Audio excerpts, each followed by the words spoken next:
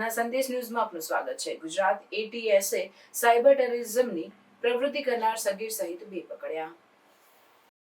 નડિયાદમાંથી એટીએસે આરોપીની કરી ધરપકડ। એટીએસના ડીઆઈજી સુનિલ જોશીની પત્રકાર પરિષદ।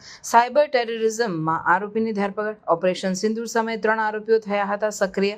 મોબાઈલની તપાસ માટે એફએસએલમાં મોકલાયા હતા। ટેલિગ્રામ ગ્રુપ ચલાવતા હતા। દેશ વિરોધી પ્રવૃત્તિઓના આરોપસર આરોપીની ધરપકડ। મોબાઈલ એફએસએલમાં મોકલતા થયા અનેક ખુલાસા। નડિયાદનું જશીમ કરતો હતો દેશ વિરોધી પ્રવૃત્તિઓ। ફોલોઅર સુધી માહિતી માટે બેકઅપ ચેનલ બનાવી હતી। આરોપી પાસેથી ડિજિટલ પુરાવા મળી આવ્યા। સરકારી વેબસાઇટ ઉપર એટેક કરવાનો હતો પ્લાન। 7 મેના રોજ 20થી વધુ સાયબર એટેક કર્યા હતા। અનેક સરકારી વેબસાઇટો હતી ટાર્ગેટ પર। એપ્રિલ માસમાં 50 જેટલી વેબસાઇટો પર કર્યો અટેક। આરોપીઓ વેબસાઇટ હેકિંગ જાતે ઓનલાઈન જ શીખ્યા। એપ્રિલ અને મેમાં વધુ સાયબર એટેક કર્યા। એટીએસ નડિયાદમાંથી ઝડપાયેલ સાયબર આતંકી જસીમ અંસારીને કોર્ટમાં રજૂ કરાયો। નડિયાદ કોર્ટે જસીમ અંસારીના 5 દિવસના રિમાન્ડ કર્યા મંજૂર। રિપોર્ટર પ્રતિક ભટ્ટ, નડિયાદ।